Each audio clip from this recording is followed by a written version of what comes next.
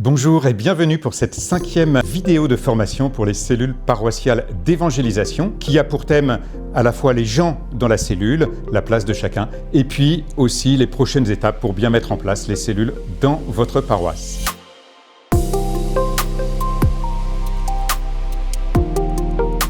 Celui qui a un rôle essentiel dans les cellules paroissiales d'évangélisation, c'est évidemment le leader de la cellule. Chaque cellule a un leader.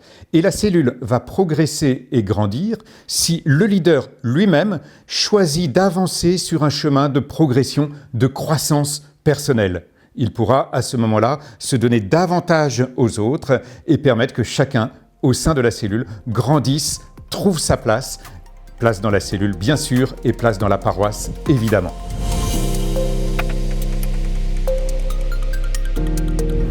Dans cette partie, nous allons vous parler du rôle du leader dans les cellules paroissiales d'évangélisation. J'insiste sur le fait qu'une cellule se développe lorsque son leader progresse et qu'il amène les autres aussi à s'impliquer et à se développer. Le leader a 8 défis. Le premier, c'est prier quotidiennement pour les membres de sa cellule et sa multiplication. La prière est la mission la plus importante pour un leader. Il prie pour les membres de sa cellule, par exemple, « Seigneur, bénis telle personne pour ce qu'elle est et ce qu'elle fait ». Il prie également pour les membres de son oikos. Le deuxième défi, c'est rêver d'une cellule en bonne santé et en croissance. Le leader a un rêve, un désir profond qui est conforme avec la volonté du Seigneur. Il va prier justement pour recevoir ce rêve. Il est important que le leader partage ce rêve avec les autres membres. Le troisième défi, c'est de préparer la rencontre en amont.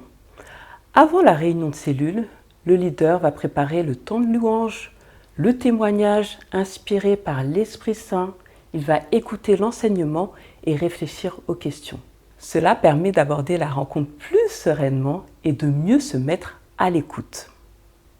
Le quatrième défi, c'est de contacter les membres de la cellule régulièrement.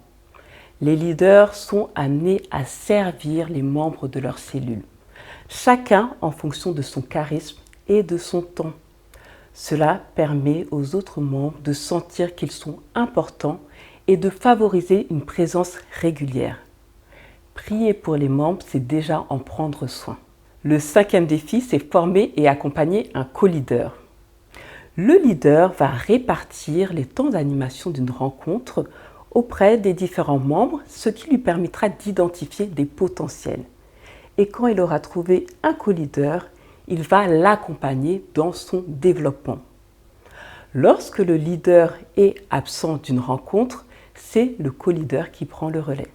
Le sixième défi du leader, c'est d'inviter de nouvelles personnes dans la cellule. Pour qu'une cellule croisse, il faut en parler.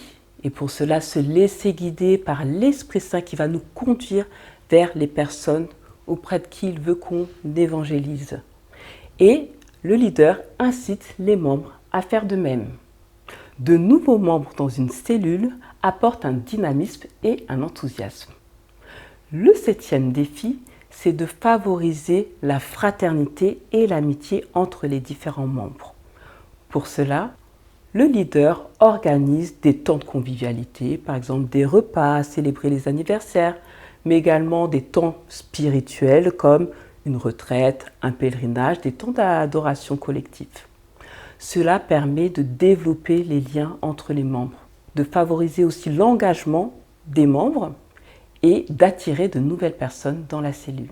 Le dernier défi, c'est croître spirituellement sur le plan personnel. Le leader est amené à développer sa relation personnelle avec le Seigneur, à grandir dans ses temps de prière et sa spiritualité en général. Ça, c'est le cheminement de toute une vie. Et il est bon de se faire accompagner par un accompagnateur spirituel. Ce sont les 8 défis du leader, mais tous les membres d'une cellule sont invités à avoir la même approche. Le leader a donc un rôle essentiel au sein de sa cellule. Il va être attentif à chacun. en sachant bien sûr que nous sommes tous très différents. Il y a celui qui monopolise la parole, il y a celui qui ne dit pas un mot, il y a celui qui boude dans son coin, il y a celui qui répète toujours la même chose. Le leader va devoir faire avec tout cela. On ne change pas les personnes malgré elles, on les accueille, on essaye de les accompagner et il va s'agir pour lui d'essayer de faire de chaque moment de la cellule une occasion d'évangélisation et d'aider la personne à être un meilleur évangélisateur à partir de la situation qu'il a évoquée. Le leader n'est pas tout seul. Il a aussi autour de lui d'autres leaders des autres cellules de la paroisse et aussi, bien sûr, le curé et la cellule guide qu'il va pouvoir consulter quand parfois il a peut-être une situation un petit peu complexe qui dépasse ses compétences de management et donc il est bon pour lui de savoir qu'il a autour de lui des gens qui vont pouvoir l'aider. Et enfin, une autre dimension très importante pour le leader, c'est qu'il lui est demandé d'aimer les membres de sa cellule. S'il les aime tels qu'ils sont, bien sûr en désirant qu'ils deviennent meilleurs, mais comme chacun d'entre nous, mais s'il les aime déjà tels qu'ils sont pour qu'ils puissent grandir, eh bien à ce moment-là, il saura aussi, avec l'aide de l'Esprit Saint, trouver les mots justes pour faire grandir telle ou telle personne.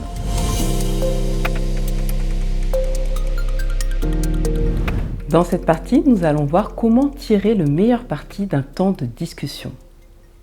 Le partage des expériences personnelles vécues dans le quotidien, inspirées par les Écritures, le temps d'enseignement, sont essentiels pour avoir une réunion de cellules vivantes. Cela demande don de soi, humilité et confiance, car chacun va partager sur ses joies, ses espoirs, mais aussi ses difficultés. Et certains membres peuvent hésiter à s'ouvrir s'il n'y a pas un soutien bienveillant. Écouter avec son cœur, sans interruption ni jugement, permet à chaque membre de s'exprimer librement et cela renforce l'unité du groupe. Quelques conseils pour aider une cellule à devenir un endroit où chacun va se sentir à l'aise de partager. Partagez à la première personne en utilisant le jeu et partagez uniquement votre expérience personnelle. Ne partagez pas l'expérience d'une autre personne. La vôtre est tout aussi intéressante et enrichissante que ce que disent les autres. Ne commentez pas le partage de quelqu'un d'autre et ne parlez pas quand quelqu'un partage. Accueillez ce que l'autre vous dit comme un cadeau. Restez fidèle au sujet et christocentré. Sinon, vous risquez de digresser sur d'autres sujets et cela peut impacter le point suivant qui est de respecter le temps. Lorsqu'on ne respecte pas le temps, certains peuvent hésiter à revenir. Le dernier point, qui est vraiment la base, c'est la confidentialité. Il faut garder pour soi ce que chacun dit lors du temps de la rencontre de cellules. Maintenant que nous avons vu ce qu'étaient les cellules paroissiales d'évangélisation, comment elles fonctionnaient, il est important de voir comment les mettre en place dans la paroisse, ces prochaines étapes. Et le curé va donc rassembler autour de lui quelques personnes qui portent avec lui ce souci de l'évangélisation pour constituer ce qu'on appelle une cellule guide. Nous allons voir dans un instant le fonctionnement de cette cellule guide. Mais les cellules, il faut qu'ils soient convaincus, et tous ceux qui sont là avec lui aussi, que finalement les cellules vont permettre à la paroisse de grandir comme une famille missionnaire, comme une communauté de communautés, comme nous l'avons dit dans la première vidéo que nous avions proposée. Et ces cellules vont aider les uns et les autres à prendre leurs responsabilités. Vous voyez, je vois deux fruits, par exemple, très importants dans la question du catéchuménat ou du néophytat, aujourd'hui, par rapport aux cellules. C'est que les cellules permettent de former des gens qui vont être capables d'en accompagner d'autres. Et les cellules vont permettre d'accueillir des catéchumènes ou des néophytes pour vraiment les insérer au cœur de la vie paroissiale. Et si on est convaincu que les cellules permettent de vivre la paroisse vraiment comme une famille missionnaire, eh bien à ce moment-là, on va pouvoir avancer ensemble avec tous ces membres de la cellule guide. Les membres de la cellule guide sont amenés donc à prier ensemble. prier régulièrement ensemble parce que, nous l'avons dit, c'est vraiment auprès du Seigneur que nous allons pour pouvoir déployer son œuvre. L'œuvre d'évangélisation du monde, c'est d'abord l'œuvre de Dieu. La cellule paroissiale d'évangélisation va pouvoir, la cellule guide, va pouvoir discerner aussi pour une direction à prendre, parfois une direction par rapport aux enseignements qui sont à donner, peut-être par rapport à des choses à mettre en place, de formation de leaders, de formation à la prière des frères, peut-être pour mettre en place un grand moment fort dans la paroisse et pourquoi pas ouvert à d'autres paroisses qui s'interrogent sur la mise en place éventuelle de cellules paroissiales d'évangélisation. La cellule guide va aussi aider la paroisse à garder ces cellules au cœur de sa dynamique, pour que les cellules ne soient pas quelque chose qui s'ajoute à la vie paroissiale, mais pour que les cellules soient vraiment ce qui construit la vie paroissiale, ce qui lui permet de grandir et de se multiplier. Nous allons maintenant voir concrètement ce qu'on peut faire pour se mettre en route. Nous avons parlé de l'adoration, de l'importance de passer du temps avec Jésus devant le Saint-Sacrement. Que pourrions-nous faire pour mettre en place ces temps d'adoration? Fixez un temps dans la semaine et essayez de vous y tenir. Le deuxième point, l'Esprit Saint est notre guide et nous sommes amenés à prendre du temps pour reconnaître ses inspirations, notamment pour nous guider vers notre oikos. Pourrions-nous par exemple commencer une neuvaine à l'Esprit Saint ou invoquer quotidiennement l'Esprit Saint? Viens Esprit Saint, viens m'éclairer, viens me guider. Quelles sont nos attentes et nos souhaits quant à la mise en place ou au développement des cellules paroissiales d'évangélisation?